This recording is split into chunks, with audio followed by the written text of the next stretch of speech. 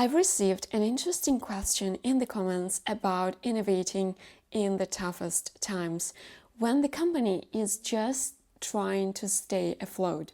So I decided to look into this topic, think about what is important to do at this moment, contemplate whether innovation is necessary at all when the company is going through a crisis, and I'll be referring to these tough times as crises. Consider methods to use to innovate and think about ways of using open innovation, collaborating with other organizations and individuals during such times. So, let's talk about innovating in a crisis. Hello everyone and welcome to my channel. My name is Lisa and I've been working for more than 5 years on organizing collaborative university competitions for world well-known companies, helping them to solve their extreme innovation challenges. Now I continue my journey with the goal of fostering innovation by helping different parties of the innovation process collaborate and co-create. On this channel, I explore collaboration projects for innovation management, share my experience in managing these projects and processes, and uncover strategies for making collaboration efforts more effective. In most cases, what we see during crisis is that companies cut their innovation and marketing budgets. It's an interesting thing because there is a very famous quote of Peter Drucker: because its purpose is to create a customer, the business enterprise has two and only two basic functions: marketing and innovation. Marketing and innovation produce results, all the rest are costs. And yet, I saw a number of times how our clients closed collaborative projects with us because the crisis was coming, or even if they didn't just feel stable enough. I mean, it is kinda understandable. Expenses on innovation and marketing seem redundant during tough times. You just need to survive, and it looks like you can't do it without both activities. Yet, I do not agree with that. Moreover, both marketing and innovation are basically the only things that can get you out of the hole. Think about it. Whatever the reason for your company going through tough times, the old way of operating just doesn't work anymore. You need to find a new one. That's why it is really important to innovate, especially when things are not going well for the business. And I have to admit that not all companies cut their innovation expenses during crisis. If the company is oriented towards innovation, if they have a strategy in place, they might even increase their innovation budgets. And it looks like the right thing to do because according to research done by McKinsey, companies that continue to invest in innovation during a crisis experience superior growth and performance post-crisis.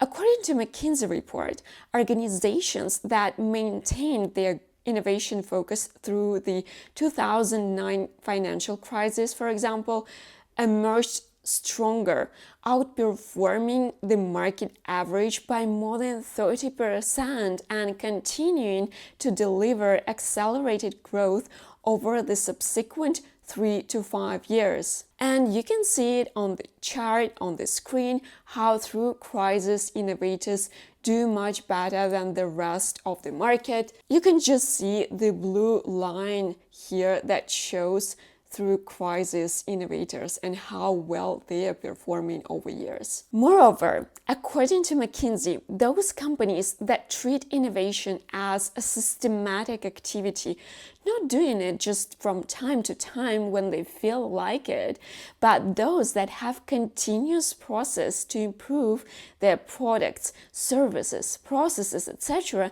are more successful at innovation than others.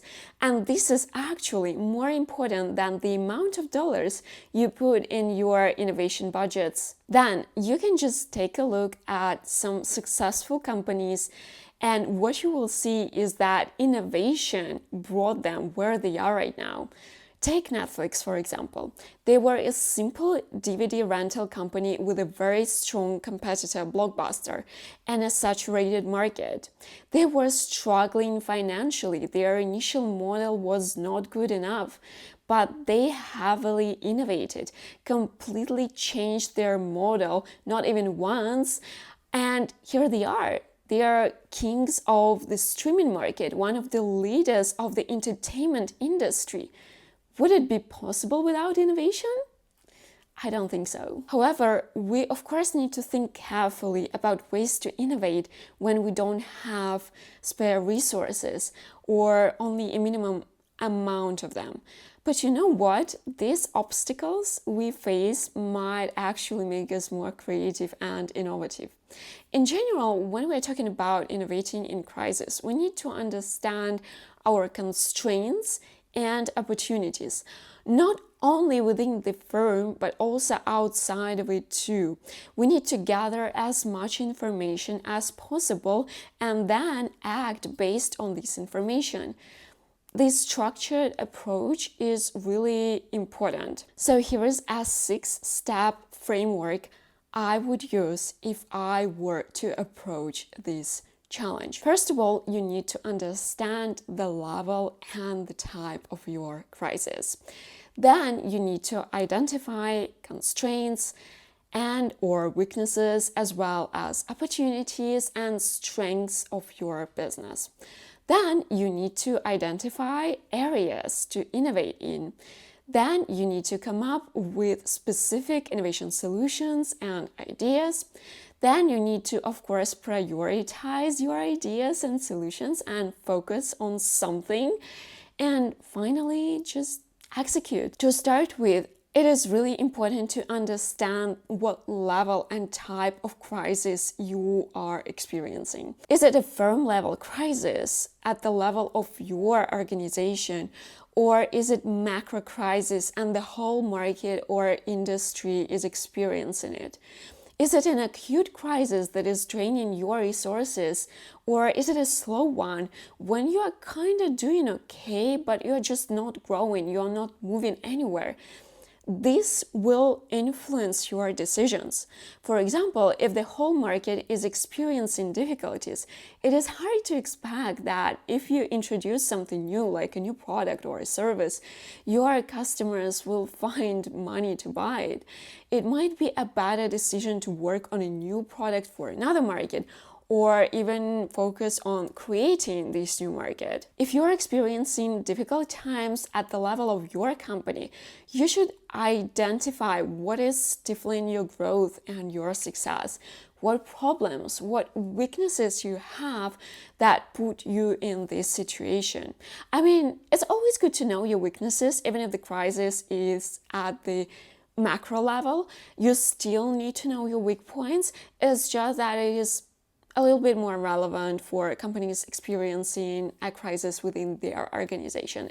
For them, it is really essential to identify those. Then, if it's an acute crisis, you understand you have less time to react, you need to do something as quickly as possible, you need to fix an issue. If it is a slow crisis, you are not that much in a rush. Your business is probably working and it's bringing revenue that at least covers your costs. You might have more time to think about the long-term strategic solutions and contemplate a strategic plan. So once you understand the type and the level of a crisis you're in, it's time for the next step. Identify your weaknesses, constraints, opportunities, and strengths of your business. To identify those, your gut feeling is just, it's not enough. You need to carefully study lots of things, like business environment you operate in, including the market, what stage this market is at, whether it's growing or plateauing, its issues, its forces. You need to study your competitors, what they offer, what they plan to offer in the future, in the nearest future. Maybe you know what they plan to do. And then what is happening in adjacent industries as well. what is happening with your providers and suppliers. Maybe they have new offers that you don't know about. Then you need to study trends in products, in technologies, in processes, in your industry. Then you need to understand global conditions, infrastructure, resources. You need to study political, social events, regulatory constraints that you might have. So like everything that is around your company, you just need to know it. You need to study that. Then, of course, you need to know very well your customers and your potential customers, customers who left you and those who never became your customers. I'm talking about like those separately because you really need to take time and talk to them. It's important to understand whether a product is doing well. Maybe it doesn't. Maybe potential customers prefer a product or a service from your competitor, so they are not your customers. Or maybe your customers like what you offer, but you cannot offer it in bigger quantities, etc. They could be really different scenarios. And of course, I also believe that you should take time to study your company too. You need to study your internal processes and culture and machinery and like everything within your company, because it might be the case that everything is okay with your product and your market, but there is a big issue within your organization. So talk to your team members, study their daily operations, try to understand what they struggle with. You really need to have this information, because if you don't have it, you can't make a really good decision. Here in business, a lot depends on luck. You can never know everything, but we need to have as much information as possible. So based on the data that you have gathered, you get an idea of what your weaknesses are. Maybe your product is not good. Maybe your pricing is not good. Maybe it's too expensive to produce. Maybe you're not offering anything unique. Maybe the whole market is oversaturated. Maybe your competitors, they increase their marketing budgets and you are no longer able to be on the same level as them. Maybe there is a new technology that is about to make your product obsolete. Again, there could be different reasons, not one, but many of them. And you really need to take time and identify the biggest weaknesses and constraints, those that influence your growth and your situation the most. I feel like prioritization is often missed. Like managers, they just find another weak point and they just run to cover that instead of focusing on a bigger picture and what is more important. So just take this into account. You really need to prioritize things. You need this bigger picture to understand what is happening and focus on the essential things, because you have no resources to cover all of that. And also you need to see what is there right now at this very moment, but you also need to identify those that might influence your company in the future, because it's better to be ready for those weaknesses, those constraints. You need to see them now instead of like just later constantly patching up holes in your strategy. Then, of course, you need to understand strengths and opportunities, both on micro level and macro level as well. You should look into what capabilities, and especially unique capabilities, your company already has. It might be a strong R&D team. It might be a unique contract with a supplier. It might be a unique business model. It will help you understand what you can and should utilize in order to overcome the crisis you are experiencing. There could be many various things your company is good at. And think about opportunities as well. Your customers' unmet needs, even small issues that cause irritation daily, or maybe there is new equipment available on the market, new materials, new suppliers, processes that might help you reduce your costs. For example, when the pandemic happened, Italian manufacturers went for entirely new products in adjacent areas. They were able to utilize their experience and their strength for completely new markets. For example, Ferrari started to manufacture respirator valves and fittings for protective masks. Then they also helped to ideate, design, and prototype a new pulmonary ventilator. They had expertise in fluid dynamics, and they were able to use this expertise for their goals, which were about the good of the community back then. And then, of course, you should have a list of strengths and opportunities at the macro level. You might have great opportunities with another market, or the regulatory environment is going to improve in the next year in the area your company is located in, or you're located in an area with lots of universities and startups, so you can quickly make important connections that might help you with your innovation processes, or the government provides support to your type of business.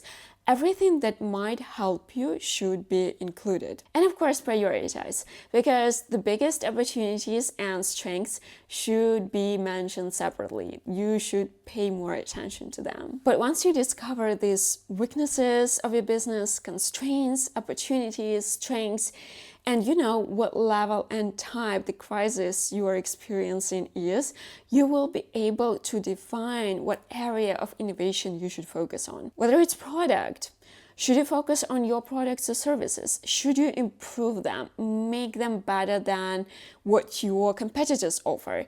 Introduce something entirely new? Should you find ways to reduce the price of your products or services and make them more affordable? Or maybe your innovation should focus on the market. Should you consider offering your product or service to another market segment? Should you create something new for another market segment? Should you go for disruptive innovation and create a new market segment? Or maybe you should focus on your business model. Should you change the entire business model? This is often the case for small and medium companies. I'm talking about the way you sell and distribute your products.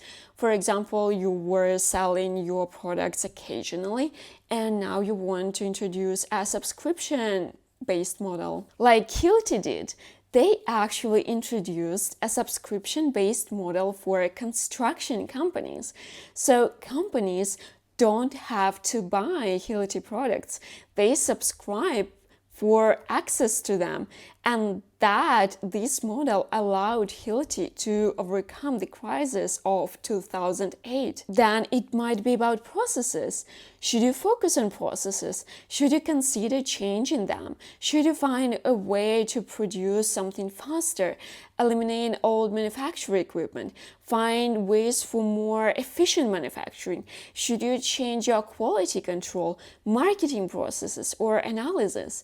Or maybe you should focus on organization. Maybe it's about innovation in your organization. Should you change your organizational culture, your approach to assets and resources, or maybe even management? What you might see after going through all those steps is that there are a number of problems in various areas that could potentially improve your situation.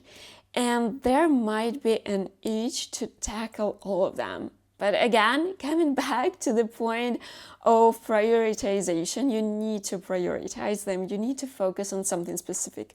The biggest pain for your business, something that either drains too many resources or hinders your growth the most. Something that would really help your business start growing, start developing. I have actually made a video about prioritizing your innovation challenges recently. Just feel free to check it out. However, there might be cases of basically company reinvention, and it is particularly relevant for small and medium companies. It's just easier for them to do it, okay? Though big companies might experience these too. And in the video where I talk about open innovation for small and medium companies, I mentioned that it makes sense for them to pursue open innovation to discover a new business model. And this is basically the main case when such companies can use open innovation. And obviously, when you are changing your business model, this in itself might evoke changes in the product, processes in your company, and the whole company culture. Changing it all sounds really scary, but if successful, it might open lots of opportunities. And let's be real, most companies go for such changes when they are experiencing sort of slow crisis.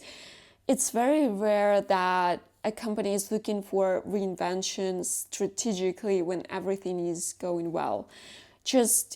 I'm just mentioning one more time that innovation is especially important in the time of a crisis. And once you have all this information, and you know what area you want to focus on, you're in a good place to start brainstorming and gathering a list of ideas on how you can solve your challenges and use opportunities. You can also invite for this brainstorming your customers, your suppliers, your partners, so that they can share their ideas with you too. And I think it's really nice to have a pool of various options. So just inviting someone from the outside is really good for your brainstorming. And of course, once you have this list of all the ideas, once again, prioritize them, define what makes the most sense to focus on right now, and just start working on it. It shouldn't always be only one idea at a time, but the number of ideas should be limited. It should be limited to the number you can realistically, keeping in mind all your resources, including human resources, test and validate. Then there also might be a question, what should you focus on? What solution should you take for a ride? Should you focus on radical, disruptive innovation or incremental?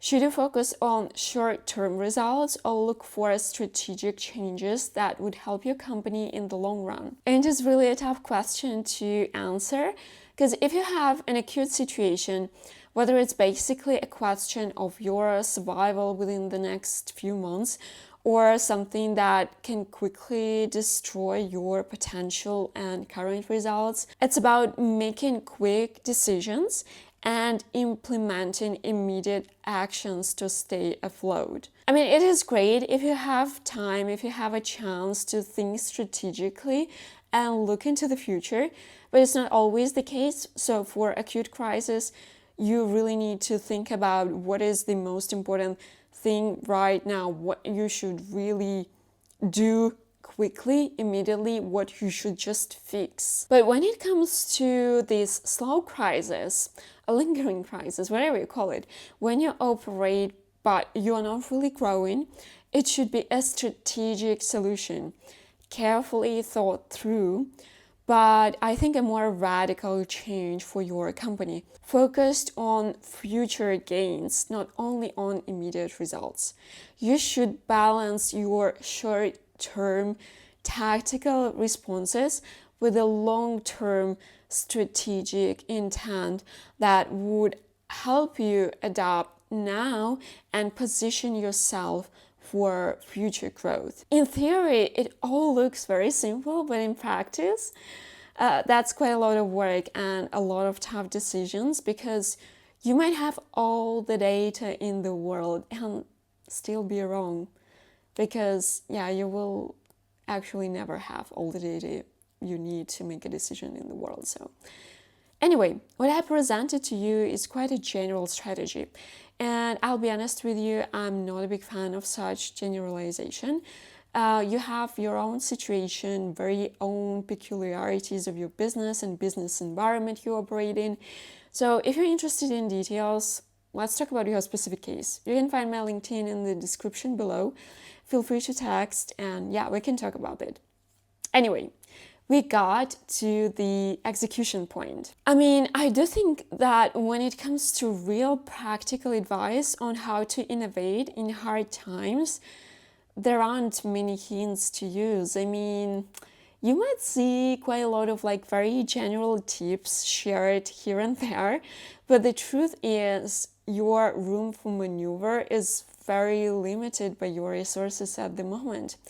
But there are a few pieces of advice on how to actually innovate when your company is struggling. And I'm going to start with quite a general one. You need to be quick, you need to be agile. This is a very obvious piece of advice. You have to be agile and flexible in order to face all the difficulties and be able to quickly react and respond to them.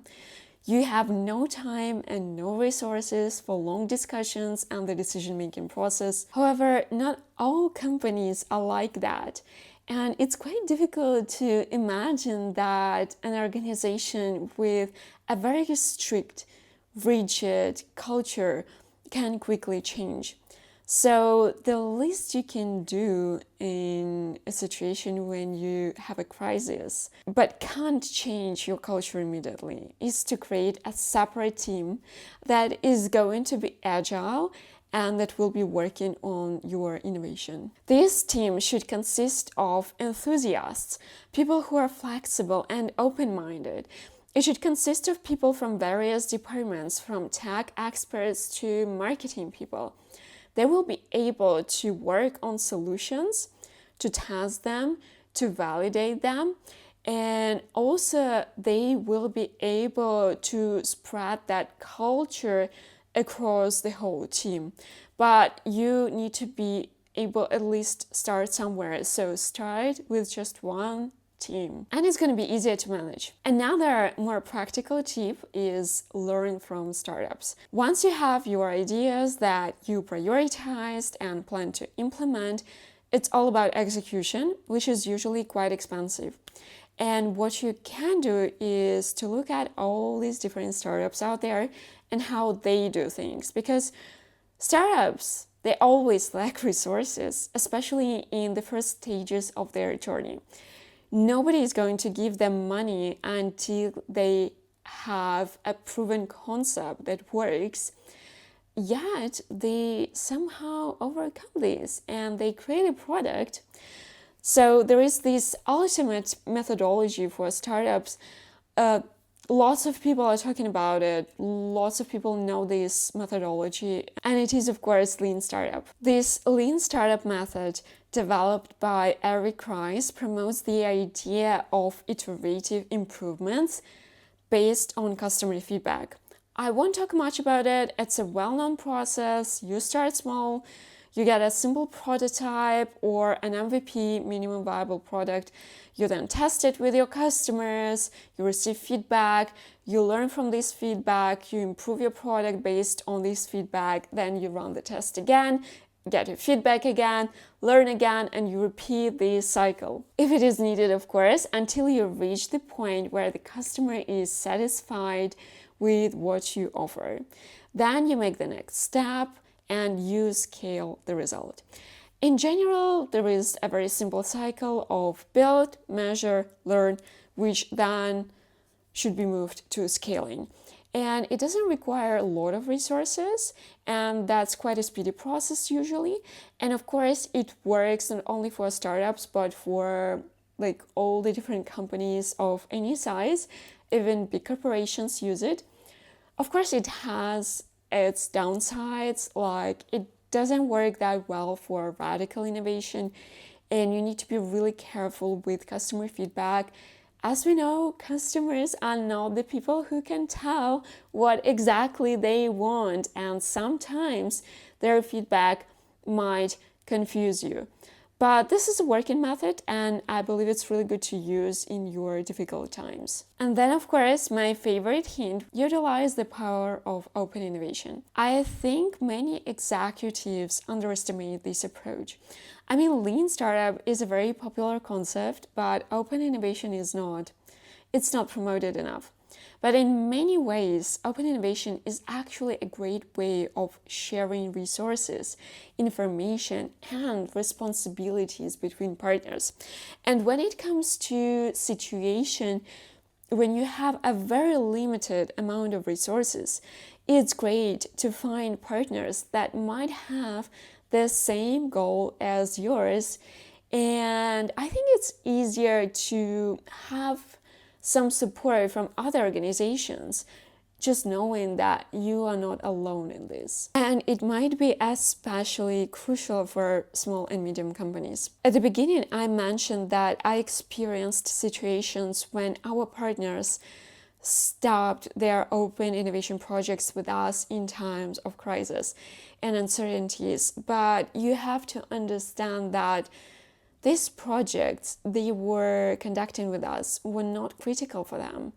And these projects were really expensive and quite risky. So that was really understandable from that point of view. But it doesn't mean that open innovation is not suitable for the times of crisis. Not at all. It's in general, open innovation gives lots of opportunities for struggling companies. You can work together with your clients, your suppliers, and you can find new partners. Working with your clients give you a chance to better understand their needs and get their feedback. They can provide really valuable input. Working with your suppliers and organizations from other areas might give you a chance to create an entirely new product your customers really want, build a new business model, or open a new market. For example, you might have an idea of a product based on a specific material with unique qualities. You might work with your supplier to create this material, and it would also be beneficial for your supplier, not only because you will be buying this material, but because it might work for their other customers too. Or again, it might open new opportunities in new markets for them too. So it's a win-win for everyone. You can also find academic partners with their breakthrough developments, even with limited budgets, because there are other benefits that you can offer academic researchers from universities, like IP rights, like the opportunity to use the result of your research in papers, and inviting their PhDs to work for you. And obviously, big businesses can also use all these benefits of open innovation in times of crisis too. I hope this video was useful.